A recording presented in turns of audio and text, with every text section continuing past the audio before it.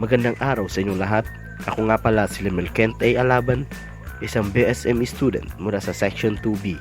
At ngayong araw na ito ay tatalakayin natin ang isa sa magiting na manunulat mula sa Rehiyon 2. Pero bago tayo magsimula, ano nga ba ang manunulat? Ang isang manunulat ay sino mang lumilikha ng mga gawaing nakasulat na maaaring nasa anyong formal o di formal. Ang mga obra nito ay maaari ring hango sa imahinasyon o totoong buhay. Ang tatalakayin nating manunulat na mula sa Rehiyon 2 ay si Gregorio Laconsay.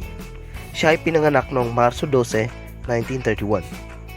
Mula sa Natividad, Pangasinan, at naging chief editor siya ng dalawa sa pinakaprominenteng magazine pampanitikan, Banawag noong 1966 at Liwayway Publishing Incorporated noong 1977.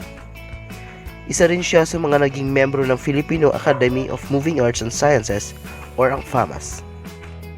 Ang mga diksyonaryo ng akda niya ay pinamagatang Iloco-English-Tagalog Dictionary noong 1993 at Simplified Iloco Grammar noong 2005.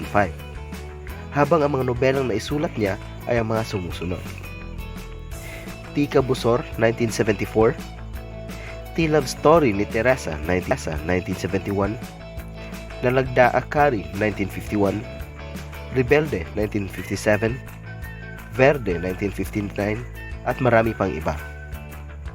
Maliban sa mga unang naitala, si Gregorio Laconsay ay isa ring guro ng sex education.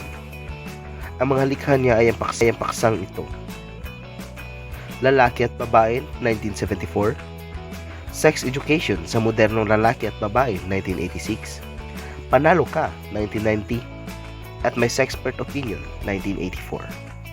Yun lamang po ang lahat ng impormasyon na aking maibabahagi tungkol sa isang manunulat na nagmula sa Rehiyon 2 na si Gregorio Laconsay.